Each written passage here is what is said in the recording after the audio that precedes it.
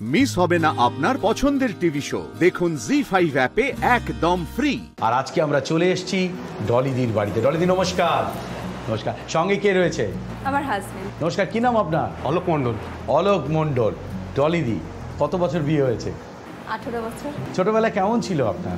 ছোটবেলা খুবই ভালো, আমাদের মধ্যবিত্ত পরিবার। আমি পড়াশোনা করতাম, তার সঙ্গে খেলাধুলো তো ছিল। একদম ছোটতে আমি জিমন্যাস্টিক করতাম।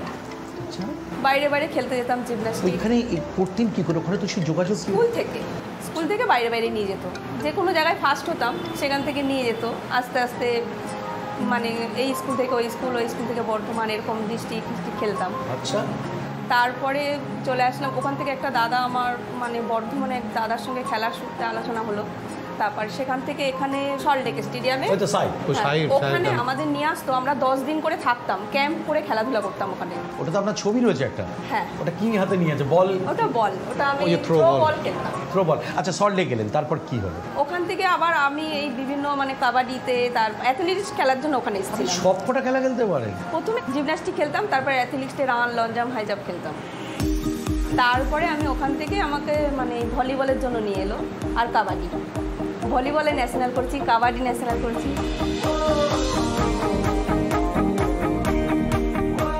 আমি বিয়ে হলো আমার সোমবারে, তার আগের সোমবারে মানে 28শে নভেম্বর বিয়ে হলো, তার আগের সোমবারে আমি ন্যাশনাল খেলে ব্রোঞ্জ পদক নিয়ে বাড়িতে এলাম।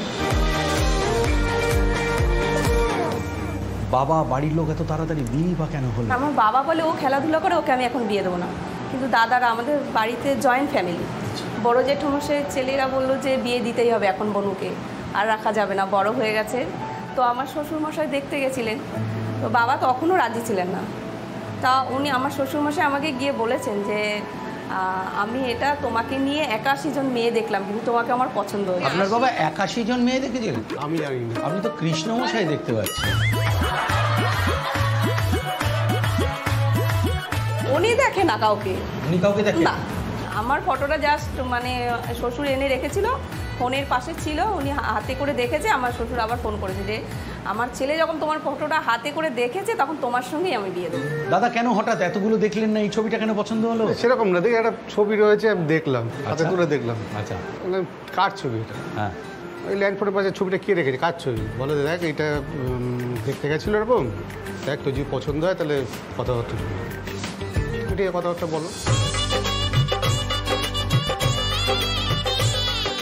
কিন্তু আপনার খেলা সেটা কোথায় গেল? খেলা বিয়ের পরেও ও আমাকে অনেক জায়গায় খেলতে নিয়ে গেছে। বাহ। কিন্তু এই সংসারের মধ্যে যা হয়, চাপে এদিক ওদিকে চলে যায় খেলা। শাশুড়ি মা, শ্বশুর সবাই আমাকে যেতে দিয়েছে, কোনো কিছু বারণ করেনি। তারপর জীবন কিরকম ছিল? বিয়ের পরে কিরকম ভাবে শুরু? খুব সুন্দর, মানে অভাব কি জিনিস বুঝিনি। আচ্ছা। ওনারও ভালো ব্যবসা চলতো। কিসের ব্যবসা দাদা? Cable TV. সে তো দারুণ রমরমে ব্যাপার একটা। আপনি কত সালে শুরু করেন কেবিল টিভির ব্যবসা? 1996-97 হবে। তখন কেবিল টিভি একটা দুরহ ব্যাপার। দুটো চ্যানেল ছিল। আচ্ছা। তারপরে 11টা চ্যানেল হলো। তখন কত লাগতো মাসে? তখন 50 টাকা।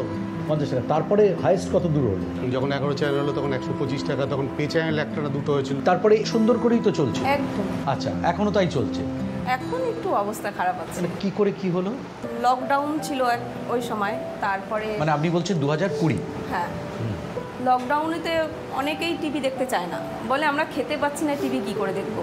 তাহলে রিচার্জ করতো না, রিচার্জ না করলে তো আমাদের পয়সা নেই। তারপরে হলো ঝড়, আমফান ঝড়। ঝড়ে একদম আমাদের পথে বসিয়ে দিয়ে গেছে। আমার মাথায় ছাদ উড়ে গিয়েছিল।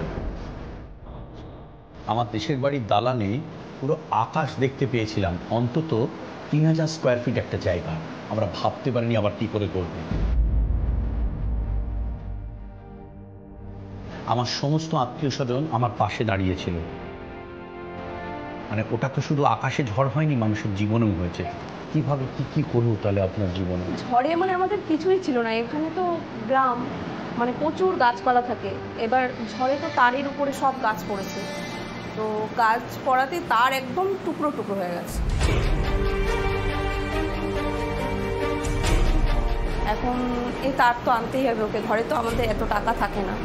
ও চড়া সুদে সবার অনেকের কাছ থেকে টাকা নিয়ে এসছে। কত টাকা? সেটা 4 লাখ টাকার উপরে এরকম নিয়ে এসছে, কম বেশি। তো এটা মানে এই টাকাটা শোধ দেবে কি করে এখন? সেখান থেকে সুদ হতে হতে মানে যেটাই রোজগার করে মানে সুদেই দেওয়া হয়ে যায় টাকাটা। আচ্ছা। এবার এই করতে করতে ঘরে মানে টান পড়ছে, মানে এমনও দিন গেছে আমার গ্যাসও নেই, চালও নেই, আমি ছেলেটাকে দুটো কি খেতে দেবো সেটাও আমি ভাবছি। দাদা কত টাকার ক্ষতি হয়েছিল বলে মনে হয় আপনার? 7 থেকে 8 লাখ টাকার মতো ক্ষতি হয়েছিল, মেশিন ভাই কিছুই ছিল না।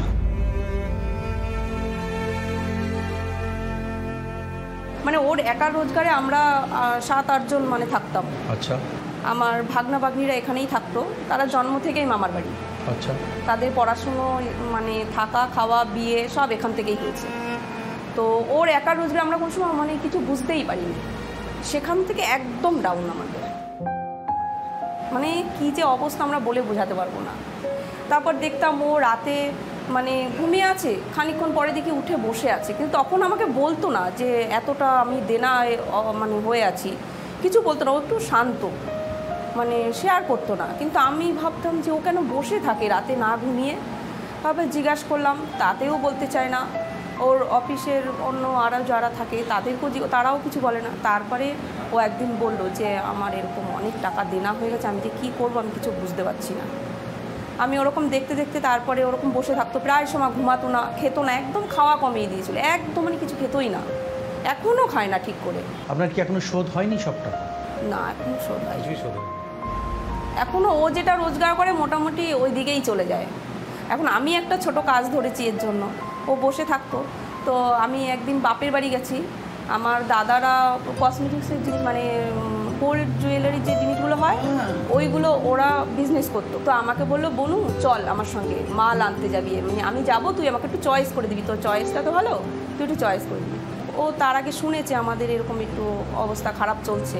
আমি মেনলি বলতে চাই না বাপের বাড়ি গিয়ে কিছু, মানে মা হয়তো কষ্ট পাবে, বাবাও রিসেন্ট মারা গেছে, শ্বশুরমশাইও মারা গেছে। শ্বশুর আমফানের সময় কিছুদিন পরেই শ্বশুরমশাইও হঠাৎ করে মারা গেলেন, তার 6 মাস না হতে হতে আমার বাবাও মারা গেলেন। বাবা মারা যাওয়ার পরে আমার 1.5 মাস পর আমার জ্যাঠামশাই মারা গেলেন। তারপরে দাদা বললো, চল বনু আমরা আমার সঙ্গে যাবি তুই একটু গয়নাগাটি আনতে যাব। আমি গেলাম, দিয়ে দাদাকে চয়েস করে দিচ্ছি, বলছে তুইও কিছু নে। ওখান থেকে আমি 3,500 টাকার মাল নিয়ে আসলাম। এবার ওটাকে আমার তো পয়সা ছিল না, দাদা বললো আমি দিয়ে দেবো পয়সা, তুই নে। ওখানে না কাঁচা মাল পাওয়া যায়, মানে আপনার তামার থাকে, ওখানে নিয়ে এসে ওখানেই কালার করতে দিলাম। তারপরে ওগুলো নিয়ে এসে আমি আমার ছেলে যে স্কুলে পড়তো আগে সেই স্কুলে গেলাম বিক্রি করতে। 2 ব্যাগ কাঁধে নিয়ে চলে যাই, সকালে সব ছেলেকে স্কুলে পাঠিয়ে দিয়ে তারপর আমি চলে যাই। তো আমার বন্ধুরা ছিল, ওরাও কিছু নিতে নিতে এখন আমার প্রচুর কাস্টমার হয়ে গেছে এখানে।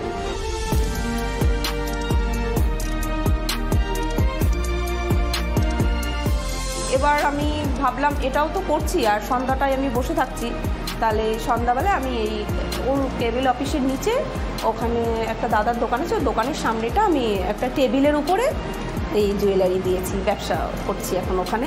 মোটামুটি এটা দিয়ে আমার ছেলের পড়াশোনার খরচটা চলছে। আপনার যা উইল পাওয়ার, আপনার যা মনের শক্তি, আপনার খেলাটা চলে গেছে, হ্যাঁ, এই খেলাটাকে কিন্তু আপনাকে জিততেই। জি5 ডাউনলোড করুন আর সব এপিসোড দেখুন একদম ফ্রি।